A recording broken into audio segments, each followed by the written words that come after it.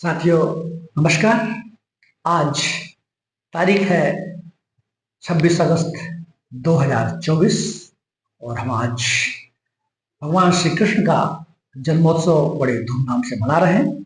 आपको श्री कृष्ण जन्माष्टमी की ढेर सारी शुभकामनाएं, बधाइयां और भगवान का आशीर्वाद हम सबको मिले और हम सब अपने डेस्टिनेशन में, अपनी परीक्षाओं में, अपने गोल में सफल हो, यही हमारी शुभकामना है। आज साथियों हम आज बात करने जा रहे हैं, संघ लोक सेवा आयोग ने हाल ही में वर्ष 2022-23 का प्रतिवेदन राष्ट्रपति महोदय को सौंपा है। इस रिपोर्ट में क्या खास बातें हैं और हमारे लिए क्या क्या उपयोगी है, उस पर हम चर्चा करेंगे। हमें पता है कि संविधान के अनुच्छेद 323 फर्स्ट में संघ लोक सेवा आयोग अर्थात UPSC, union public service commission द्वारा प्रतिवर्ष राष्ट्रपति महोदय को साल भर में उनके द्वारा कंडक्ट की गई परीक्षाएं और उन परीक्षाओं के संचालन करने में आने वाली बाधाएं और कैसे उसको अचीवमेंट उनका हुआ, इस संबंध में अपना एक प्रतिवेदन राष्ट्रपति महोदय को सौंपते हैं। राष्ट्रपति महोदय इस रिपोर्ट को पार्लियामेंट के दोनों सदनों में रखवाते हैं और इसमें डिस्कशन होता है और जो बातें सामने आती हैं उसके आधार पर आगे की नीति का निर्माण भी होता है और बहुत सारे कमीशंस और कमेटियां भी बनती हैं उन पर चर्चा करने के लिए, और निष्कर्ष निकालने के लिए, उनकी जांच पड़ताल के लिए, उनकी खोजबीन के लिए।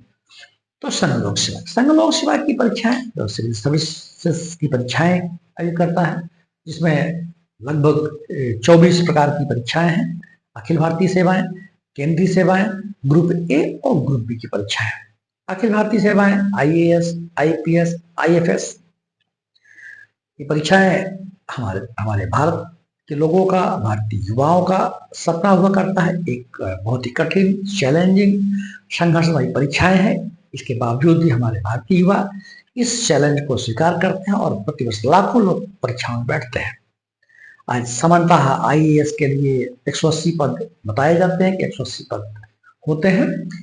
इस प्रतिवेदन में जो बातें ली गई हैं, हम 3-4 मुद्दों पर चर्चा करेंगे जो हमारे काम के हैं।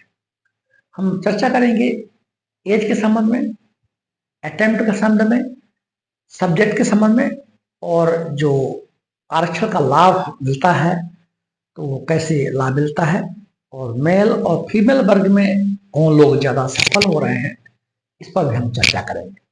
हम सबसे पहले बात करते हैं एज की, आयु वर्ग की। आयु की बात सामान्यतः संघ लोक सेवा आयोग द्वारा आयोजित की जाने वाली परीक्षाओं में, जो हमारी रूटीन परीक्षा होती है, सामान्य परीक्षा होती है, उस परीक्षा में एज लिमिट मिनिमम 21 वर्ष और जनरल वर्ग के लिए अधिकतम 32 साल, ओबीसी के लिए 35 साल और एससी एसटी के लिए 37 वर्ष। ये कॉमन है, कभी कभार छूटें भी होती हैं। एक कॉमन परीक्षा, कॉमन जो एज ग्रुप है यही होता है। अब इस एज ग्रुप में हम ये चर्चा करेंगे कौन सा एज ग्रुप यूपीएससी की परीक्षा में, सिविल सेवा के एग्जाम में ज्यादा सफल हुआ है। प्रतिवेदन यह बताता है कि 24 से 26 वर्ष का जो आयु वर्ग है ज्यादा सफल हुआ है। इस आयु वर्ग में फीमेल जो महिला वर्ग के लोग हैं ज्यादा सफल हुई है अपेक्षाकृत मेल पुरुष वर्ग के। महिलाएं, जितनी महिलाएं अटेम्प्ट करती हैं, जितनी महिलाओं का इसमें परीक्षा में बैठती हैं, अंतिम रूप से जो सफलता की सूची बनती है उसमें महिलाओं का जो प्रतिशत है 33.3%, मतलब 1/3 आप मान लें, 1/3, 33% अपन को याद रह सकता है। और जो मेल का प्रतिशत है वो 29% है। जितनी परीक्षार्थी इस परीक्षा में, मुख्य परीक्षा और इंटरव्यू के बाद जो अंतिम चयन सूची बनती है, और मेल और फीमेल का जो पार्टिसिपेशन होता है इस परीक्षा में, उसकी सफलता में जो प्रतिशत हमने बताया ये होता है। दूसरा होता है अटेम्प्ट। हम प्रयास करते हैं, ये अटेम्प्ट मिलते हैं हमको, लिमिटेड अटेम्प्ट है। जैसे कि अगर हम सामान्य वर्ग की बात करें तो 6 अटेम्प्ट उनको इस परीक्षा में मिलते हैं। इन अटेम्प्टों में ये देखा गया है कि कौन सा अटेम्प्ट परीक्षार्थियों के लिए ज्यादा कारगर, ज्यादा सफलता दिलाने वाला रहा? तो फर्स्ट अटेम्प्ट में केवल 8% लोग ही सफल हो पाए। जितने लोग बैठते हैं उसमें सिर्फ 8% लोग सफल हो पाए। लेकिन जो तीसरा अटेम्प्ट है उसमें दोनों चरणों की, जिसमें हमारी अंतिम मेरिट सूची बनती है, उसमें तीसरे अटेम्प्ट में सबसे अधिक लोग सफल हुए हैं। मतलब ये कहा जा सकता है कि फर्स्ट ये परीक्षा बहुत ही चैलेंजिंग है, कठिन है, इसलिए जो पहला अटेम्प्ट है उसमें ज़्यादा लोग सफल नहीं हो पाते हैं। इसके बाद मेहनत करते हैं, अनुभव गेन करते हैं, बहुत सारी नॉलेज उनकी बढ़ती है, नॉलेज गेन होती है, इंक्रीज होती है, और वो जो अपने गोल के प्रति समर्पित हैं, डेडिकेटेड हैं, वो तीसरे प्रयास में अधिकतम लोग सफल होते पाए गए हैं एज रिपोर्ट। ठीक, तो अटेम्प्ट की बात कर लिए। सब्जेक्ट बहुत महत्वपूर्ण होता है। हमें पता है कि प्रारंभिक परीक्षा में वैकल्पिक विषय नहीं होते हैं। हम लोगों के समय हुआ करते थे, जब हम परीक्षाएं दिया करते थे तो होते थे सब्जेक्ट वैकल्पिक 2 विषय हुआ करते थे। आज यूपीएससी में प्री में कोई वैकल्पिक विषय नहीं है, मात्र मुख्य परीक्षा में एक वैकल्पिक विषय है। कोई भी आप समझते हैं भी आप सब्जेक्ट हमारे कॉलेजों में ग्रेजुएशन स्तर पर पढ़ाए जाते हैं, करीब करीब सभी वो विषय आपके उसमें है जो इंजीनियरिंग फील्ड के हैं, मेडिकल फील्ड के हैं, मानविकी ह्यूमैनिटीज के विषय हैं। उनमें से कोई भी परीक्षा लेकर के हम मेंस की परीक्षा हम दे सकते हैं, हम सफल होते हैं। तो जो प्रतिवेदन यह बताता है कि जो हम वैकल्पिक विषय मुख्य परीक्षा के लिए चयन करते हैं, एक वैकल्पिक विषय का चयन करना पड़ता है। इसमें मानविकी विषय, ह्यूमैनिटीज के विषय के लोग ज्यादा सफल हुए हैं। उनमें भी प्रतिवेदन के आधार पर पॉलिटिकल साइंस टॉप पे रहा, एंथ्रोपोलॉजी सेकेंड पे रहा, इसके बाद सोशलॉजी और अन्य विषय भी रहे। एंथ्रोपोलॉजी मेरी रुचि का विषय है। मध्य प्रदेश सिविल सर्विसेज में मेरा एंथ्रोपोलॉजी का विषय रहा और मुझे बहुत पढ़ने में बहुत अच्छा लगता था। जो एक पेपर ट्राइबल वर्क का था, एक सामान्य मानव शास्त्र का था, जिसमें वो पूरा पाषाण काल का और जो मानव का विकास, इवोल्यूशन है, डार्विनियन थ्योरी, लैमार्क थ्योरी और जो महान हिमयुग और इस टाइप की, और सोशलॉजी के बहुत सारा पार्ट था, परिवार, विवाह, नातेदारी, सोशल प्रॉब्लम, ये सब बातें बहुत इंटरेस्टिंग थी। बहुत ही हमको, मुझे व्यक्तिगत मेरी रुचि बहुत अच्छी थी और काफ़ी अच्छा स्कोर भी मेरा रहा है। ये चर्चा के दौरान मेरे दिमाग में आया तो मैंने आपको बता दिया।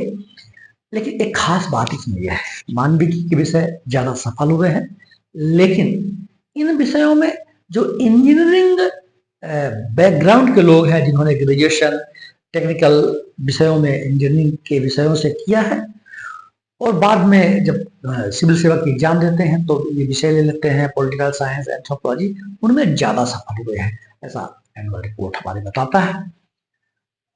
ये अगर ये देखें कि जो मेल और फीमेल जो परीक्षाओं में अटेम्प्ट में भाग लेते हैं तो सफलता का जो दर है वो फीमेल में ज़्यादा है। जितने लोग परीक्षा में बैठते हैं, पार्टिसिपेंट्स करते हैं, मेल और फीमेल का जो रेशियो होता है अटेम्प्ट का, मतलब बैठने का, पार्टिसिपेंट्स का, तो उसमें महिलाओं के पार्टिसिपेशन के हिसाब से महिलाओं की सफलता का दर ज़्यादा है। प्रतिवेदन के हिसाब से 52.53% और मेल का प्रतिशत 40% है। ये आंकड़े बताते हैं। आरक्षण की बात करें, आरक्षण कौन से लोग ज़्यादा लाभान्वित है, तो ये भी आंकड़ों ने बताया है। आरक्षण हमें पता है कि जो शेड्यूल कास्ट के लिए राष्ट्रीय स्तर पे 15%, शेड्यूल ट्राइब के लिए 7%, अदर वर्ड के लिए 27% और जो ईडब्ल्यूएस इकोनॉमिक वीकर सेक्शन है उसके लिए 10% का है। आंकड़े ये बताते हैं कि इकोनॉमिक वीकर सेक्शन, जिनको सामान्य वर्ग में एक हॉरिजॉन्टल रिजर्वेशन आरक्षण मिलता है, उनमें ईडब्ल्यूएस सबसे ज़्यादा फायदे में रहा है। ओवरऑल जो आंकड़ा बताता है वो 895% ईडब्ल्यूएस के लोग सफल हुए हैं। आपका जो शेड्यूल कास्ट है 8.5% है, शेड्यूल ट्राइब है 8.8% है, ओबीसी 8.8% है, जनरल जो 7.8% है, ईडब्ल्यूएस 8.9% है। तो जो हमने आंकड़े बताए हैं उसमें ईडब्ल्यूएस इकोनॉमिक वीकर सेक्शन फायदे में रहा है। ये मोटी मोटी बातें हमारी संगलोक से बैठ की हैं। आप सब परीक्षाएं की तैयारी कर रहे हैं, वैकेंसीज आ रही होंगी, आप सब लोग तैयारी में लगे रहे। आज जन्माष्टमी का पर्व है और भगवान श्री कृष्ण ने कहा था, गीता में उपदेश दिया है, कर्मण्येवाधिकारस्ते मा फलेषु कदाचन। तो साथियों, हमें कर्म करना है, फल की इच्छा नहीं करना। फल की इच्छा अगर हम नहीं करेंगे तो हम अपनी एनर्जी कर्म में लगाएंगे। यही इसका बेसिक फिलॉसफी है। यदि हम अपना जो ध्यान है, अपनी जो एनर्जी है, हम परिणामों में लगा देते हैं कि क्या परिणाम होगा, क्या होगा, तो ऐसी अपेक्षाओं में आ जाते हैं, ऐसी मनोकामनाओं में आ जाते हैं, तो हमारी एनर्जी डिवाइड हो जाती है। हमारे हाथ में सिर्फ कर्म है। भगवान श्री कृष्ण ने भी यही उपदेश दिया है कि हमारे हाथ में जो है हम उसको करें। हम काम करने का अधिकार हमारा है, फिर फल हम कह दें भगवान देगा, अस्तित्व देगा, वो एक विषय है, एक फिलॉसफी है, उस पर हम चर्चा करेंगे।